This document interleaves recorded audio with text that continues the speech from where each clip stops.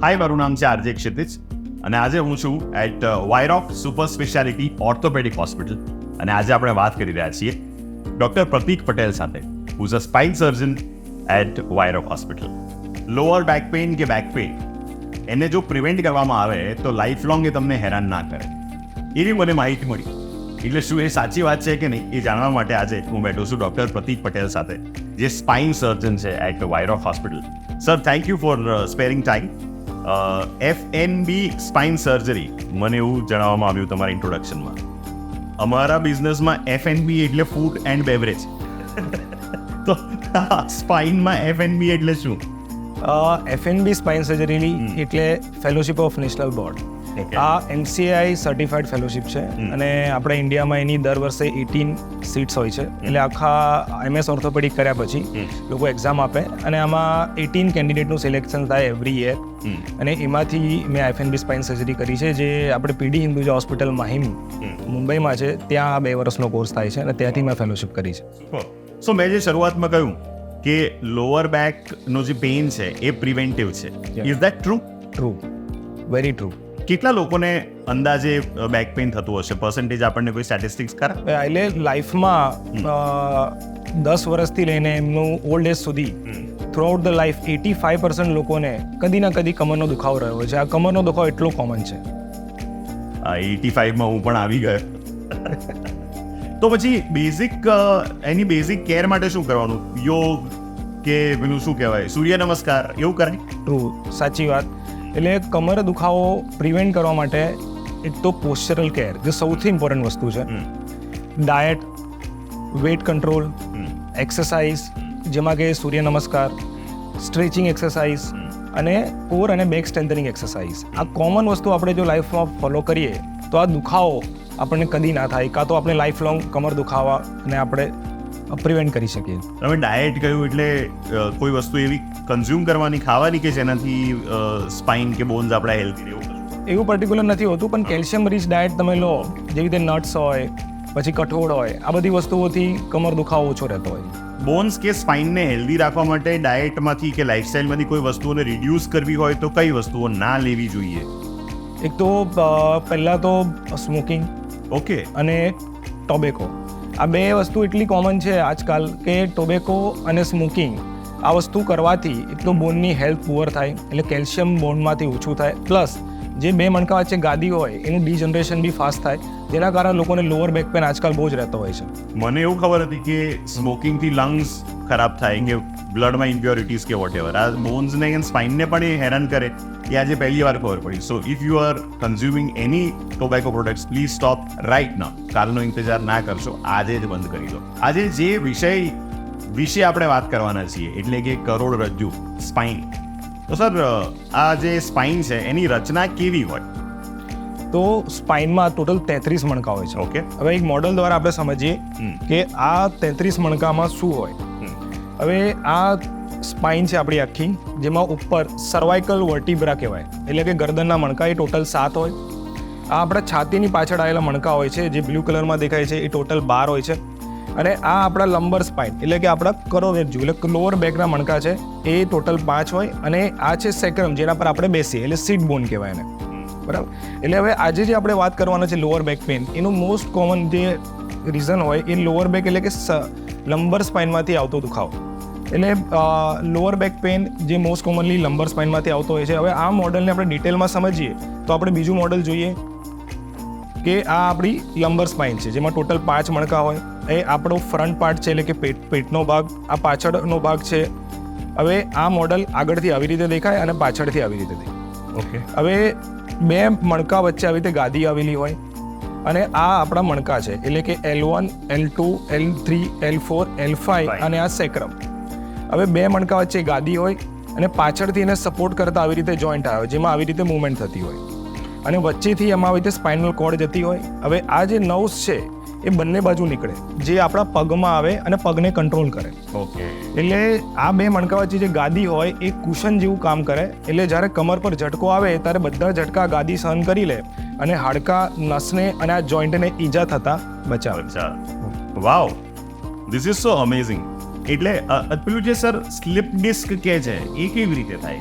તો જો slip disk હોય છે એ જેમ મેં તમને કીધું કે બે મણકા વચ્ચે જે ગાદી જે કુશન જેવું કામ કરતું હોય છે, હવે આ ગાદી પર ડિજનરેશન એટલે કે ઘસારો કાં તો ગાદી પર અનનેસેસરી લોડ આવવાથી, ભારે વજન ઉચકવાથી આ ગાદીની અંદર જે મટીરિયલ હોય છે એ બહાર નીકળે છે અને એ નવને કમ્પ્રેસ કરે. હવે જ્યારે આ ગાદીનું મટીરિયલ બહાર નીકળે જેને આપણે સ્લીપ ડિસ્ક કહીએ અને એ નવને કમ્પ્રેસ કરે તો દુખાવો આપણે આખા પગમાં આવે જેને આપણે સાયટિકા કહીએ. એટલે સાયટિકાને આપણે ગુજરાતીમાં રાંઝણ બી કહેતા હોય છે. અચ્છા, જે કરોડરજ્જુ કે સ્પાઇનની આપણે વાત કરીએ છીએ એના બેઝિક પ્રોબ્લેમ્સ કયા કયા? આ એક તો સાયટિકા આપણે કહ્યું, સ્લીપ ડિસ્ક, એ સિવાય are there any other issue? એટલે કમરમાં મોસ્ટ કોમનલી લોકોને સાંભળ્યું હશે કે લંબર સ્પોન્ડાઇલોસિસનો પ્રોબ્લેમ છે, એટલે કમરમાં થતો ઘસારો જેમાં દર્દીને ખાલી કમર દુખાવો હોય. ઓકે. બીજી વસ્તુ જેમ મેં કીધું સ્લીપ ડિસ્ક, જેના કારણે નવ કમ્પ્રેસ થાય અને પગમાં દુખાવો આવે જેને આપણે સાયટિકા કહીએ એટલે કે રાંઝણ. ત્રીજું લંબર કેલાસિનોસિસ, એ ઓલ્ડ એજમાં થતો પ્રોબ્લેમ છે કે જેમાં આ નવનું ડાયામીટર ઓછું થઈ જાય એટલે નવ પર કમ્પ્રેશન થાય એટલે વધારે ઊભા રહેવામાં, ચાલવામાં પગમાં નસ ખેંચાય જેને આપણે લંબર કેલાસિનોસિસ કહેતા હોઈએ. અને લાસ્ટ છે કે કમરમાં થતી ખોડ કાપન એટલે કે ડિફોર્મિટી એટલે કાઇફોસિસ કાં તો સ્કોલિયોસિસ. આના સિવાય રેર પ્રોબ્લેમમાં કમરમાં થતા પ્રોબ્લેમ જેવા કે ઇન્ફેક્શન, જેમાં મોસ્ટ કોમન છે ટીબી, કમરમાં થવી ગાંઠ જેને કહેવાય સાદી ગાંઠ કે કેન્સરની ગાંઠ, આ કમરમાં થતું ફ્રેક્ચર કોઈ ઇન્જરીના કારણે, આ બધા કોમન તકલીફો કમરમાં થઈ શકે. વધતી ઉંમરે કમરના દુખાવાનું પ્રમાણ વધે એવું કેમ થાય? એટલે વધતી ઉંમર સાથે શું થાય કે જ્યારે આપણે યંગ હોઈએ ત્યારે આપણા બોન સ્ટ્રોંગ હોય, બીજું કે આપણા મસ્ક્યુલર સ્ટ્રેન્થ સારી હોય. જેમ આપણી એજ વધતી જાય એમ આપણા મસલ વીક થાય, બોન આપણા વીક થાય અને આપણું વેઇટ ઇન્ક્રીઝ થતું હોય. સાથે લાઈફમાં કન્ટિન્યુઅસ વર્કિંગ આપણે એટલું કરતા હોઈએ છીએ કે આપણે lower back stretching, strengthening exercise કશું જ નથી કરતા, એટલે ઇવેન્ચ્યુઅલી આપણી બેક વીક થતી જાય. એની સામે અને આપણે કન્ટિન્યુઅસ બેક પર સ્ટ્રેસ આપતા જઈએ તો ઇવેન્ચ્યુઅલી પછી લોઅર બેક ફટીગ થઈને દુખાવો થતો હોય છે. સર, કમરનો દુખાવો અવોઇડ કરી શકાય એવી આપણે શરૂઆતમાં વાત કરી. બેઝિક પ્રિવેન્ટિવ મેજર્સ કયા આપણે લઈ શકીએ ટુ અવોઇડ કે બેક પેઇન ના થાય કે કમરનો દુખાવો ના થાય? એના માટેની બેઝિક વસ્તુઓ કઈ કાળજી લાગવી જોઈએ, કે કઈ એક્સરસાઇઝીસ કરવી જોઈએ? એટલે પહેલાં તો પોસ્ચરલ કેર, જેમાં સિટિંગ મેં તમને કીધું કે જ્યારે સોફ્ટ જગ્યાએ બેસવું જોઈએ અને બેક વેલ સપોર્ટેડ એવી જગ્યાઓ બેસવું જોઈએ. 30 મિનિટ્સે જેમ પહેલાં કીધું કે ઓફિસ બ્રેક લેવો જોઈએ. જ્યારે તમે સ્ટેન્ડિંગ અને વોકિંગ કરતા હોય ત્યારે તમારે ટટ્ટાર ચાલવું જોઈએ અને ઓલવેઝ ટ્રાય કરો કે સવારે 20 મિનિટ્સ 7 થી 8ની વચ્ચે જ્યારે સૂર્યમાં આપણે ચાલીએ જેનાથી મેક્સિમમ વિટામિન ડી મળે, 20 મિનિટ્સનું હેલ્ધી વોકિંગ કરીએ જેનાથી લોઅર બેક મજબૂત રહે. બીજું કે ફોરવર્ડ બેન્ડિંગ એટલે આગળ નમીને ખરાબ પોઝિશનમાં જો વજન ઉચકીએ તો બી આ વસ્તુ આપણને થઈ શકે. એટલે જ્યારે એ ટાઈમે આપણે બેન્ડિંગ કરીને કોઈ વજન હેવી ઉચકતા હોય તો અનનેસરી હેવી વેટ લિફ્ટિંગ ના કરવું જોઈએ. લોકોની મોબાઈલ હેબિટ બી કન્ટિન્યુઅસ આવી રીતે જોવાની હોય છે, એને બી આપણે ઇમ્પ્રૂવ કરી શકીએ કે ભાઈ સીધા આઈલાઇન પર કામ કરીએ. બીજું કે જ્યારે કમ્પ્યુટર જોબ કરતા હોય ત્યારે બી આઈલાઇન પર કામ કરવાથી આપણે કન્ટિન્યુઅસ સ્ટૂપિંગ પોસ્ચરમાં નથી રહેતા તો લોઅર બેકનો પ્રોબ્લેમ ઓછો થાય છે. આને કહેવાય પોસ્ચરલ કેર.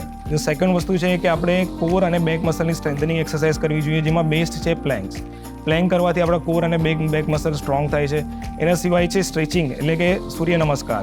સૂર્ય નમસ્કાર કરવાથી બોડીનું ફ્લેક્સિબિલિટી વધે છે જેના કારણે લોઅર બેક પર સ્ટ્રેન ઓછો પડી શકે. અને થોડું સ્મોકિંગ, ટોબેકો અને આના બધું વસ્તુ રિડ્યુસ કરીએ, વેટ રિડ્યુસ કરીએ તો લોઅર બેક પેનની સમસ્યા ઓછી થતી હોય છે. હેલ્ધી લાઈફસ્ટાઈલ તરફ આગળ વધીને બેઝિક કસરત, એક્સરસાઇઝ, જરૂરી નથી કે જીમમાં જઈને હેવી વેઇટ્સ તમે લિફ્ટ કરો, પણ જો બેઝિક સ્ટ્રેચિંગ અને થોડીક સ્ટ્રેન્થનિંગ પર ફોકસ કરીએ તો સ્પાઇન હેલ્ધી રહે. અને જો સ્પાઇન હેલ્ધી રહે તો automatically a lot of problems will go away. Am I right sir? હવે સ્પાઇનના જે પ્રોબ્લેમ્સ છે એની કોઈ ઓલ્ટરનેટિવ વૈકલ્પિક સમસ્યાના જે સમાધાનો કહેવાય એવા ખરા? હા, એટલે કમર દુખાવો ઘણાને કેવું હોય કે એક્યુટ બેક પેન હોય એટલે સડનલી કમર દુખાવો વધી જાય. અને દુખાવો એટલો બધો વધારે હોય કે એમને બેડમાંથી બેસવું, ઊભા થવું, ચાલવું બી ડિફિકલ્ટ પડે. તો આવું ને એક્યુટ બેક પેન કહેવાય કે જેને પેશન્ટને સડનલી કમરમાં દુખાવો થઈ ગયો, ચસક ભરાઈ ગઈ. તો જ્યારે આવું હોય ત્યારે તમારે થોડી મેડિસિન, પેઇન રિલીફ મેડિકેશન લેવાથી 5-7 દિવસ લેવાથી, આઈસ એપ્લિકેશન કરવાથી, એડિક્વેટ રેસ્ટ કરવાથી આ દુખાવો ઇમ્પ્રૂવ થઈ જતો હોય છે. અને જો ના થાય તો ભાઈ ફિઝિયોથેરાપીની હેલ્પ લેવાથી કોમનલી આ એક્યુટ બેક પેન નોર્મલી લોકોને મટી જતો હોય છે. પણ જો લોકોને ક્રોનિક બેક પેન રહેતો હોય તો જેમ મેં પહેલાં એડવાઇસ કરી કે યોગા, પોસ્ચરલ કેર, એક્સરસાઇઝ અને વેટ રિડક્શન આ બધું કરવાથી બેક પેન, ક્રોનિક બેક પેનમાં ઘણો ફાયદો રહેતો હોય છે. ક્યારે બેક પેઇનની કોઈ પણ સમસ્યામાં ડૉક્ટરને ક્યારે કન્સલ્ટ કરવા જરૂરી બને? આ ઘણો સારો ક્વેશ્ચન છે કે લોકોને ખબર નથી હોતી કે ક્યારે ડૉક્ટરને બતાવવું જોઈએ. હવે કોઈ બી કમરનો દુખાવો આપણો 3 મહિનાથી લાંબો ચાલે, જેમાં આપણને આરામ ના થઈ રહ્યો હોય, આપણે બધી જ વસ્તુઓ અપ્લાય કરી દીધી હોય પણ તેમ છતાં બી રિલીફ ના થતું હોય. બીજું, કમરનો દુખાવો જો આપણા પગમાં આવતો હોય એટલે કે સાયટિકા જેવું હોય. બીજું કે આપણને ઊભા રહેવામાં ચાલવામાં બેલેન્સ થતું હોય. બીજું, પગમાં કમજોરી આવી ગઈ હોય, વોશરૂમ લેટરિનમાં ડિફિકલ્ટી થતી હોય, આપણું કમર દુખાવો સાથે વેટ રિડક્શન થતું હોય, આ બધી વસ્તુઓ હોય તો આપણે કોઈ બી નજીકમાં સ્પાઇન સ્પેશિયાલિસ્ટને કન્સલ્ટ કરવું જોઈએ. સર, કમરના દુખાવાની તો ઓટીસી એટલે ઓવર ધ કાઉન્ટર ઘણી બધી મેડિસિન્સ મળતી હોય છે. આપણે તો એની એડ પણ જોઈએ છે કે આ પેલું અહીંયા ક્રીમ લગાવે અને પછી આ થઈ જાય. એવી દવાઓ ખરેખર કામ કરે ખરી? કામ કરી શકે, પણ બેટર છે કે આપણે કોઈ બી સ્પાઇન સ્પેશિયાલિસ્ટને મળીને એમની એડવાઇસ પ્રમાણે ફોલો કરીએ તો એટલીસ્ટ બોડીને કોઈ સાઇડ ઇફેક્ટ કે નુકસાન ના થઈ શકે. હવે એક બહુ ઇમ્પોર્ટન્ટ પ્રશ્ન છે. ઘણા લોકો સ્પાઇન સર્જરી વિશે વાત કરતા હોય છે. તો સ્પાઇન સર્જરી ક્યારે કરાવવી જોઈએ અને કયા એવા સર્કમસ્ટાન્સીસ કે સિમ્ટમ્સ હોય જેને બિલકુલ ઇગ્નોર ના કરવા જોઈએ? એટલે આ ઘણો સારો ક્વેશ્ચન છે. જેવી રીતે કે સ્પાઇન સર્જરીથી લોકો બહુ ડરતા હોય છે, કારણ કે લોકોને દિમાગમાં મિથ હોય કે સ્પાઇન સર્જરી કરાવવાથી પેરાલિસિસ થઈ જશે, બેડ રેસ્ટ કરવો પડશે, આખી જિંદગી દવાઓ લેવી પડશે. પણ એક તો પહેલાં તો આપણે જો રાઇટ ટાઈમે રાઇટ એડવાઇસ ફોલો કરીએ તો સર્જરીની પહેલાં તો જરૂરત નથી પડતી હોતી. એટલે સાયટિકાના બી પ્રોબ્લેમ 90% ટાઈમ ફિઝિયોથેરાપી, મેડિસિન, કસરત, પોસ્ચરલ કેર આ બધાથી મેનેજ થઈ જાય છે. 10% લોકોમાં બી જોવા જઈએ તો 9% લોકોને કમરમાં નાનું મોટું ઇન્જેક્શન મૂકવાની જરૂર પડે, એનાથી બી સાયટિકાનો પ્રોબ્લેમ સોલ્વ થઈ શકે છે. ઓનલી 1% લોકોને સર્જરીની જરૂર પડતી હોય છે. હવે એ સર્જરીની જરૂર આપણને ક્યારે પડી શકે કે જેવી રીતે 6 અઠવાડિયા આપણે કન્ટિન્યુઅસ ફિઝિયોથેરાપી, મેડિકેશન કરી હોય અને આપણને સાયટિકાનો પ્રોબ્લેમ સોલ્વ ના થતો હોય. બીજું કે આપણને પગમાં કમજોરી આવી ગઈ હોય, વીકનેસ વધતી જતી હોય તો આપણને જરૂર પડી શકે. આ તો આપણે વોશરૂમ લેટરિન જવામાં ડિફિકલ્ટી પડતી હોય, આ બધા લક્ષણ હોય તો પછી આપણે નજીકમાં સ્પાઇન સ્પેશિયાલિસ્ટને મળીને એને કન્સલ્ટ કરીને સ્પાઇન સર્જરી માટે આગળ વધવું જોઈએ. સ્પાઇન સર્જરી, આમ તો સર્જરી શબ્દથી જ ઘણા બધા લોકોને બીક લાગી જતી હોય છે, પણ જો જરૂર પડે અને શરીર માટે અને સ્વાસ્થ્ય માટે જો ઇમ્પોર્ટન્ટ હોય તો કઈ કઈ પ્રકારની સર્જરીઝ હોય? તો સ્પાઇન સર્જરી નોર્મલી 2 ટાઈપની હોય છે, જેવી રીતે ઓપન સર્જરી અને મિનિમલી ઇન્વેઝિવ સ્પાઇન સર્જરી. હવે મિનિમલી ઇન્વેઝિવ સ્પાઇન સર્જરીનું બી એક પાર્ટ છે એન્ડોસ્કોપિક સ્પાઇન સર્જરી, જેમાં એક નેલ જેટલું કાણું પડીને આપણે દૂરબીન નાખતા હોય છે કમરમાં અને સ્લીપ ડિસ્ક થયેલો પાર્ટ આપણે બહાર કાઢી લેતા હોય છે, જેમાં ટાંકો બી ઘણીવાર લેવો નથી પડતો અને આ ઓપરેશન કરવાથી પેશન્ટની રિકવરી ઘણી ફાસ્ટર હોય છે. જેથી તમને એક મોડલ દ્વારા હું સમજાવું કે આ એન્ડોસ્કોપિક સ્પાઇન સર્જરી શું હોય. તો જેમ તમને આગળ બી કીધું કે સ્લીપ ડિસ્ક એટલે કે બે મણકા વચ્ચે કોઈ આ રીતે ગાદીનો ટુકડો બહાર નીકળી ગયો હોય અને નવને કમ્પ્રેસ થતો હોય તો આખો દુખાવો પગમાં આપણને આવી શકે. હવે એન્ડોસ્કોપિક સ્પાઇન સર્જરી શું હોય કે જેમાં આ રીતે એન્ડોસ્કોપ હોય, કે જે એન્ડોસ્કોપ હોય એમાં આ રીતે હોલ હોય. હવે આ નેલ બેડ જેટલું કાણું હોય, જેમાં આ રીતે જો ટુકડો બહાર નીકળ્યો હોય તો પછી આપણે નાનો હોલ કરીને આ ટુકડો પાસે આપણે દૂરબીન આવી રીતે લઈ જઈએ અને એમાં આ રીતે એક ઇન્સ્ટ્રુમેન્ટ હોય જેમાં આપણે ઇન્સર્ટ કરીને કેમેરામાં જોઈને આપણે આ રીતે એને રિમૂવ કરી શકીએ. હવે એન્ડોસ્કોપિક સ્પાઇન સર્જરી આ નવી ટેકનિક છે. આપણે સાંભળ્યું હશે કે લેપ્રોસ્કોપિક સર્જરી, ગાયનેક સર્જરી બી હવે દૂરબીનથી થતી હોય છે. પેટની સર્જરી એટલે કોઈ ગોલ બ્લેડર, પિત્તાશય કઢાયું એ બી દૂરબીનથી થતું હોય છે. એ સેમ ટાઈપની પદ્ધતિ હવે સ્પાઇનમાં અવેલેબલ છે. વાહ! એટલે આ એકદમ મિનિમલ પેઇન કે વોટેવર સર્જિકલ એના વગર આખી પ્રોસેસ થઈ શકે એમ છે. એટલે પેશન્ટના આ એન્ડોસ્કોપિક સ્પાઇન સર્જરીના ઘણા ફાયદા છે. એટલે કે આ એક તો પહેલાં સેફ છે. બીજું કે આમાં હોલ એટલો નાનો હોય છે કે એમાં અંદર કશું ડેમેજ થતું નથી, એટલે રિકવરી એમની ફાસ્ટર હોય, મસલ ડેમેજ ઓછું હોય, બ્લડ લોસ ઓછો થાય, પ્લસ સેમ ડે આપણને કાં તો નેક્સ્ટ ડે પેશન્ટ જ્યારે બી કમ્ફર્ટેબલ હોય ત્યારે આપણે એમને ડિસ્ચાર્જ કરી શકીએ. બીજું કે આ સર્જરી ઓલ્ડ એજમાં ઘણી ફાયદાકારક છે. ઘણાને હાર્ટના ઇસ્યુ હોય, મલ્ટિપલ પ્રોબ્લેમ હોય, આપણે એમને જનરલ એનેસ્થેસિયા એટલે કે એનેસ્થેસિયા આપ્યા વગર જો સર્જરી કરવાની હોય તો આ લોકલ એનેસ્થેસિયામાં સર્જરી પોસિબલ છે. સર, તમે જે ઇક્વિપમેન્ટ બતાવ્યું કે એમાં પણ એક નાનકડું કેમેરા હોય છે અને એના વડે સર્જરી થતી હોય છે, તો શું એ રેકોર્ડ થઈ શકે ખરું? હા, આ આખી સર્જરી 40 થી 45 મિનિટની હોય છે અને કેમેરામાં રેકોર્ડ થઈ શકે. રૂટીનલી અમે અમારા સોશિયલ મીડિયા પ્લેટફોર્મ પર આ સર્જરીના વિડીયો પોસ્ટ કરતા જોઈએ છે અને તમારે બી અમારી આ સર્જરી જોવી હોય તો તમે ઓપરેશન થિયેટરમાં આવી શકો. વાવ! સર્જરીને લઈને એસ્પેશિયલી જે કરોડરજ્જુની સર્જરી છે એનાથી કોઈ કોમ્પ્લિકેશન્સ ઊભા થાય? આ ઘણો સારો ક્વેશ્ચન છે. એટલીસ્ટ આપણે કોઈ પેશન્ટને જ્યારે એમને રાઇટ ઇન્ડિકેશન હોય અને આપણે સર્જરી એમને એડવાઇસ કરીએ તો કોમ્પ્લિકેશનથી લોકો બહુ જ બીતા હોય અને એ સાચી બી વસ્તુ છે.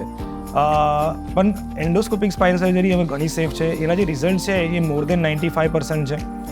હવે કોઈ બી સર્જરી આપણે કરીએ તો નાનું મોટું કોમ્પ્લિકેશન સંકળાયેલું હોય, જેમાં અમે મોસ્ટ કોમન કોમ્પ્લિકેશન છે તો ઇન્ફેક્શન. એટલે કોઈ બી જગ્યાએ નાનો મોટો કટ પડે તો ટાંકો પાકી શકે એવું લોકો એવું એક ઇન્ફેક્શન મોસ્ટ કોમન છે. બીજું કે એકવાર ગાદીનો ટુકડો કાઢીએ તો ફરીવાર ગાદીનો ટુકડો બહાર નહીં નીકળે, એવું બી ઘણા લોકોને ક્વેશ્ચન હોય.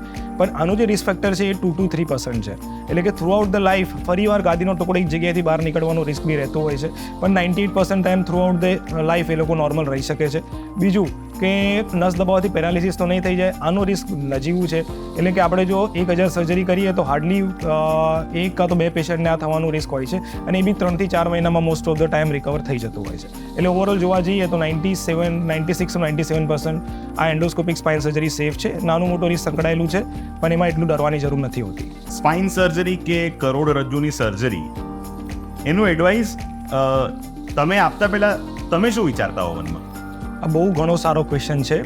એટલે સ્પાઇન સર્જરી કોઈ બી પેશન્ટને એડવાઇસ કરતાં પહેલાં, એટલે લાસ્ટ ટાઈમ મેં હમણાં ટોકમાં તમને કીધું કે 1% લોકોને સ્પાઇન સર્જરીની જરૂર પડતી હોય છે. એટલે સ્પાઇન સર્જરીની કોઈ બી એડવાઇસ આપતા પહેલાં અમે જો રિસ્ક બેનિફિટ રેશિયો જોતા હોય, એટલે કે જો પેશન્ટ જો આ સર્જરીમાં આગળ ના જાય તો ફ્યુચરમાં એને વધારે કોમ્પ્લિકેશન થઈ શકે, તો આ જો ક્વેશ્ચનનો આન્સર અમે હા મળે.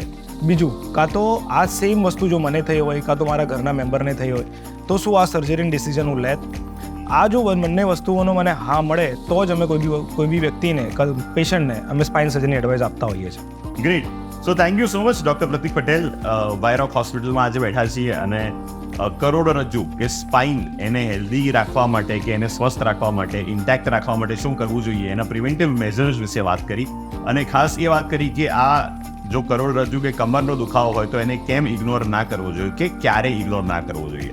સો doctor Prateek, thank you so much. તમે બહુ જ ઇમ્પોર્ટન્ટ અને અમૂલ્ય માહિતી આપી છે.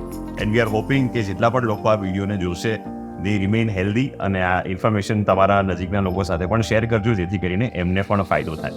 Thank you. Thank you.